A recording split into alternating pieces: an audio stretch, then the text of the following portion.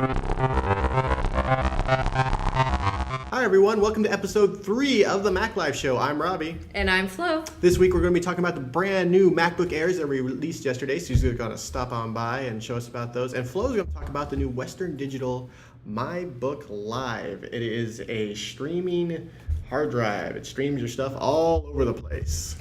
And we'll also be discussing yesterday's wondrous Back to the Mac event. So every week we talk about products we think you should know about. This week we're especially excited to be talking about the brand new MacBook Air. And Susie has stopped by and she's going to show us the new MacBook Air. Hey everybody, here's the new MacBook Air. Hi everyone in video land. Alright, we just got these yesterday. They just came out. They're in an Apple store near you. This is the 11.6 inch MacBook Air, which comes in with 64 gigs of all-flash storage for $999. Or this one has 128 gigs of storage, and this will cost you $1199. Those both come standard with 2 gigs of RAM. Apple will upgrade it to 4 gigs of RAM for you for a $100 upcharge. You can't get into it to change the RAM out yourself. Maybe when iFixit takes it apart, they'll find some way to do it, but as far as we know, according to the manual, no. You gotta buy it from Apple. But $100 is pretty reasonable for a RAM upgrade from Apple. It's DDR3 RAM, it's the expensive RAM. So anyway, so yeah, it starts up super fast. Let's watch how fast it starts up. Huh? Yeah, that's what I'm talking about. So yeah, this is the 11.6. It'll take the operating system a second to come up there, but coming up, there it is. And we've also got the 13.3. This is the size that the old MacBook Air was, so they didn't change the size of the keyboard or the screen. They just made it a lot thinner. These puppies are 0.86 inches at the fat end and 0.11 inches at the thin end. So thin. You can open envelopes with them. They're thin as heck. So anyway, we've got both of them. The main differences between them, besides the screen size, is the 13-incher has an SD card slot over here, and the 11-incher does not. So that's a bummer. But they both have full-size keyboards, full-size trackpad. The trackpad on the 13 is a little bigger, but I've been using the 11 and it's still comfortable. The keyboards don't light up like they do on the MacBook Pro, but it's the MacBook Air, so maybe you wouldn't expect it to. They run full Snow Leopard. It's not some watered-down OS, hybrid iOS kind of thing. You can fit everything on here. The other thing I like, they don't have an optical drive, so I totally geeked out over this when I found out they give you this tiny little USB stick with the operating system on it if you need to reinstall. That's pretty cool, right? And if you need to put something from an optical disk onto your MacBook Air, you can just put it in the optical drive of any Windows or Mac you have on the same network, and then you open up a Finder window and it says remote disk, and you can access the disk in the other computer's hard drive. The last MacBook Air did it too. We tested it out. It looks great. So that's the new MacBook Air. It's got 2 USB ports, 1 on each side. They both have mini display out. I tried it out with the new 27-inch LED backlit cinema display. Works great. Doesn't really work in mirroring. You get a low-res version on the second one. But if you want to do it extended mode or use the MacBook Air with the lid closed, works great. They're high-res screens. This 11-inch MacBook Air has more pixels in the screen than the 13-inch MacBook Pro.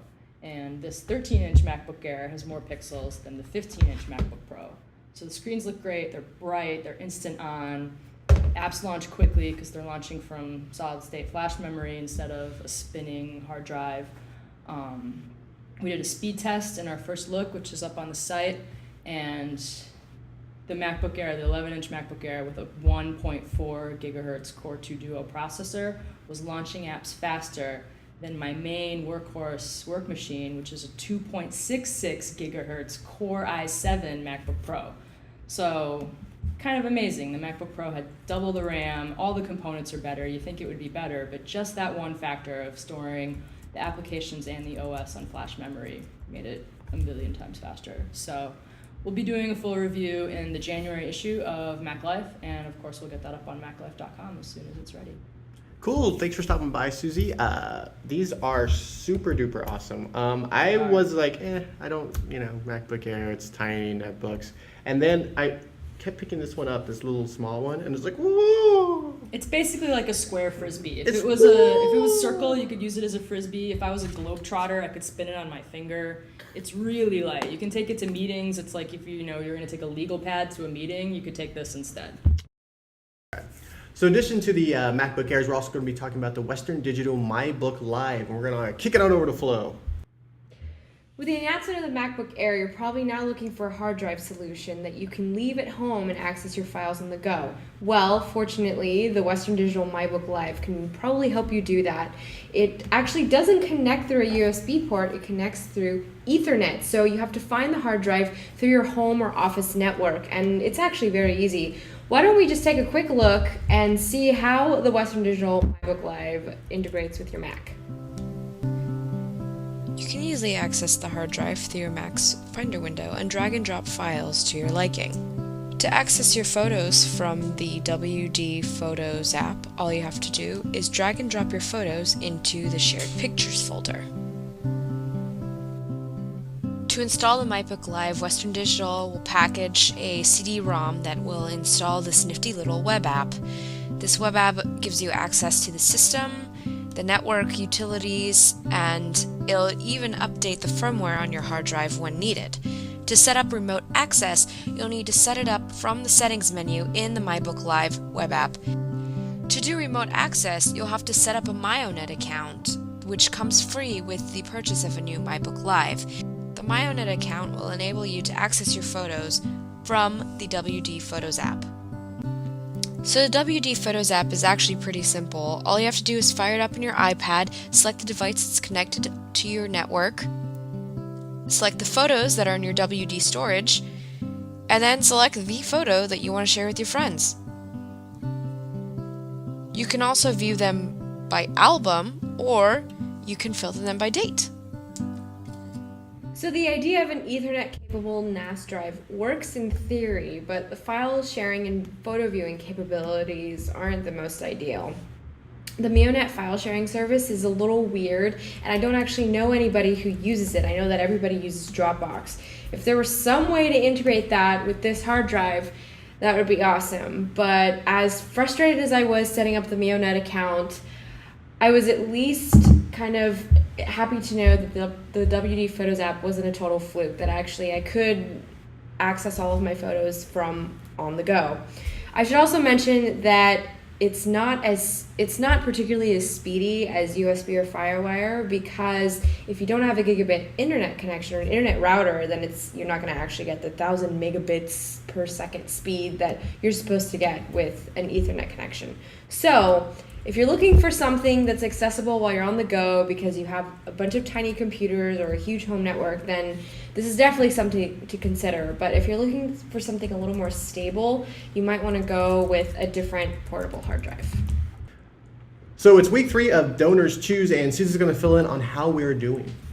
We're kicking butt at DonorsChoose, you guys. I even got an email from DonorsChoose today going, wow, you guys are kicking butt. So it's not just me that thinks that. They've noticed us, they're watching us, all because of you. We have $1,527 donated so far from 51 awesome donors. And that puts us nearly neck and neck with Maximum PC, but they're still edging us out. They've got $1,669, so they're a little over $100, $150 more than us. You still have until Saturday at 11:59 p.m. Pacific time to enter the week 3 drawing. There's 3 grand prizes. It's a big game pack from Aspire, $200 worth of Aspire games for your Mac. Lots of Star Wars stuff, really great. But we also have 2 bonus prize projects, both classrooms looking for Macs, and we picked them in honor of Back to the Mac Week. If you give at least $1 to either of those projects, you're eligible for a bonus prize. I have 30 bonus prizes to give out, and we've had, I think, 15 people. 15 of them have been claimed so far. So there's 15 left. You've got until Saturday. Get a bonus prize. You're still entered to win the grand prize. So yeah, get on that and help us beat Maximum PC. We're putting the links up on the screen for you, and yeah, thank you very much for your support. DonorsChoose is amazing. You'll get thank you notes from the teachers when the prizes are completed, or the projects are completed, which is really, really fun. They keep talking about how this is going to make such a big impact in their classrooms. So feel good about it, give to DonorsChoose, and forward me your receipts, and you'll win fabulous prizes. So DonorsChoose, head on over to MacLive, donate, helping the kids, education, rad, you win stuff, radder. So yesterday, besides the MacBook Air update, we also got a new iLife and a sneak peek into OS 10, 10.7, Lion. Simba. Not Simba, Lion. So let's talk a little bit about iLife 11, iPhoto. iPhoto 11's out, and full screen editing, which is okay. I liked it already. I got some stuff off of my iPad onto it, and I already like the way it does the tagging feature at the beginning, and the interface is a little different than I'm used to, though. I don't like the new buttons. I'm not too keen on the blue buttons. You're not keen on the blue buttons? No, not really. I like the contextual menus that drop down for all the photos, and the full screen. I switch between apps a lot because I have to be working on a lot of different things, and you're a power user. I'm a power user. I'm just like punching things while I'm working. Yeah. Darn right. So that's whatever. But you can email photos right in iPhoto without launching Mail, which is nice, and you can use the little templates, and you can send these pretty little photo collages to your friends. Dear Mom, here's my kid. But the sharing, like the Facebook sharing, is also actually really awesome, because before you only saw photos that you had shared using iPhoto in iPhoto. Now all of your albums that you have on Facebook are also in iPhoto, so you can adjust all of those albums now from your computer, which is really cool, instead of going on the Facebook and messing around. Yeah, iPhoto is so much better than using the Facebook web interface. So much better. So, so that's actually really cool. So brand new iMovie, epic trailers. You think it looks a little bit like the iPhone? It looks like the iPhone 4 version. The interface is kind of the same. It looks like it'll be really easy for moms and dads and anybody to just edit videos of everyday things and put up a video on YouTube instantly. Yeah, and the timeline actually helps you transition to, Final Cut Express, Final Cut Pro. If you want to start using Avid or Premiere, you can also do that. Enhanced audio editing, which is nice, especially when you consider how many problems we've had with our audio. Or if somebody accidentally screams really loudly and then the microphone catches it and just totally blows it out loud. Yeah, and that's and scaring grandmother when you send her a YouTube video of that. That's not cool. Epic trailers. Awesome. People are, I'm going to make a movie. They never make a movie. But the trailer thing is actually really cool, because it's really a template, but everyone's going to be able to make it, and you'll finally make something from all that footage you took of the time you went to the river. It's a good Saturday afternoon, it's rainy, there's nothing to do type of project. Let's make an epic trailer. Now I want to make an epic trailer. Dun, dun, dun, dun, dun.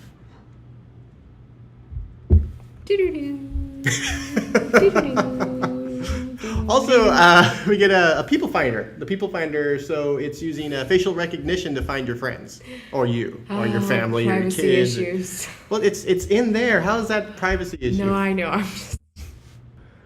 And finally, GarageBand was also updated. Has flex time and groove matching, which is great, especially if you have a new band. I've had this issue where a guitarist, I won't say who, had problems keeping up with the rest of the band, with the bass line and the drummer. I'm not going to say who it was, but they know who they are.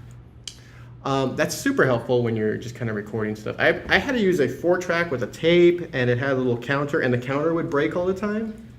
Oh, yes. And so we wouldn't know where to start. And we'd put Was it a ska band? And, no, it was a punk band. Okay, see. So, and also, How Did I Play, which is like a video game for the GarageBand lessons. That is exciting, because it'll track your progress, like how well you're playing songs. And you don't have to pay GarageBand $75 an hour to tell you what you're doing wrong. I know, you don't have to pay the $50 for the iLife suite. Yeah. $49. And you maybe have to. It's available MacBook, now. Blah blah blah. But whatever. I know a lot of people are like, well, what's going on with iWeb and iDVD? Nothing is going on with iWeb and iDVD. Do you need iDVD? But iWeb. There is a fundamental flaws with iWeb. First of all, you can't import stuff that you've already put up to your mobile me account. You have to go to your old machine and go into application support and drill down to find this folder and then pull this folder off that machine and put it on your new machine and boom, now you can use your iWeb. That's ridiculous. Ridiculous. In that amount of time, you could have coded a whole website from scratch using CSS. You could have. And it's really disappointing because a lot of the old iDisk or the old homepage building tools that they had on what they call it, Mobile Me, iTools, whatever. Those websites are going down in November. It's like GeoCities. Yeah, it's like GeoCities, except GeoCities was free. Yep. I just paid you $100 a year for the last 5 years. Now you pull on my website.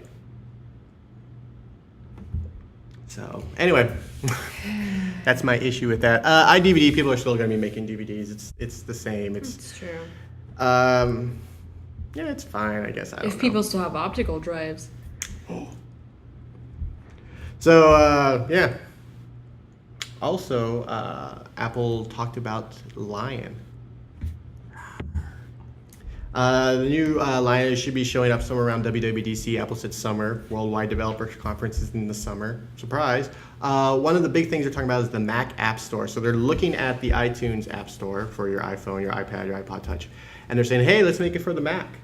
So they have the Mac App Store. Now, Steve was very careful to say that it's not the only place you'll be able to get apps. People are probably already freaking out. I'm sure you've looked on the internet and be like, oh my God, is Adobe going to be able to get in there? What are the guidelines? And they're picking apart the guidelines. I can still go to somewhere else and download software. And I can still plug, if you have an optical drive, I can still put things in there. I mean, iLife comes on a DVD.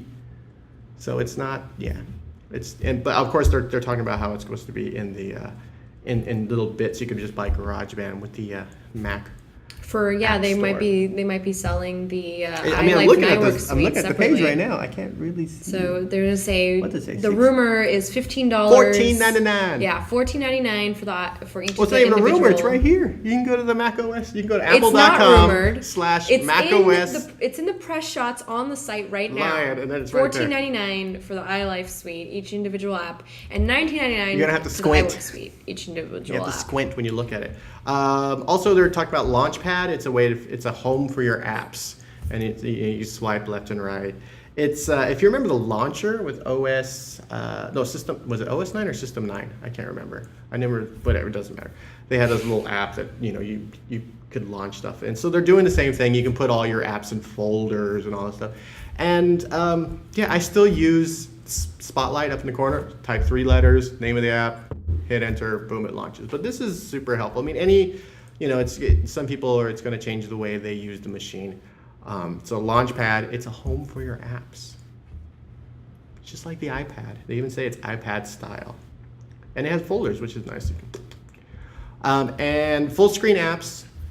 I think we talked about how iPhoto is now full screen. That means you can't get to the dock and you can't get to the menu bar.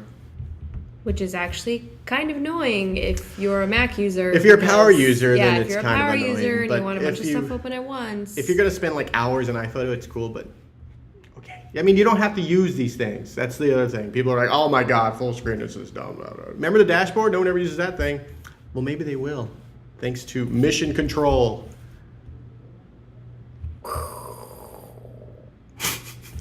Mission Control. So it's what they did is they got expose, spaces, dashboard, and full screen apps. They got them together in a room, and then a little baby came out, and that little baby is Mission Control.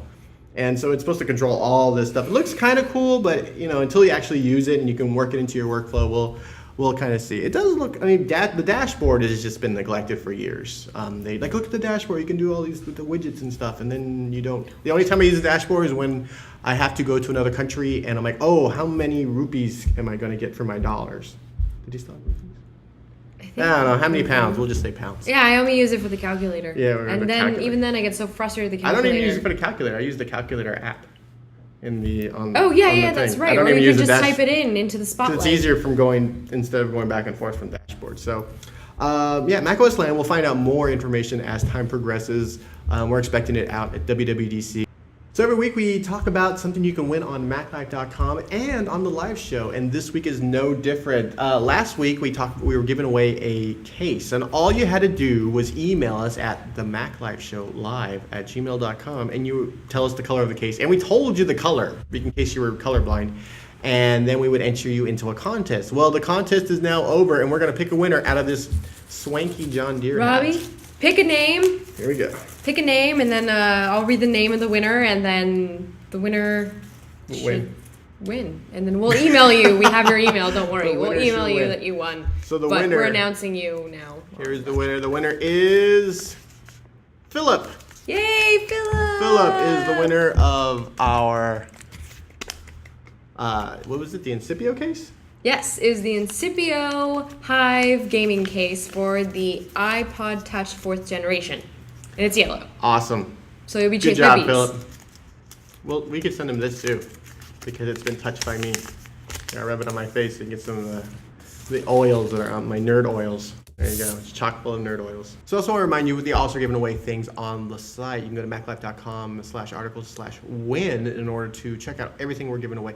We're giving away a Gum Plus mobile battery right now. You have until October 31st to enter for that.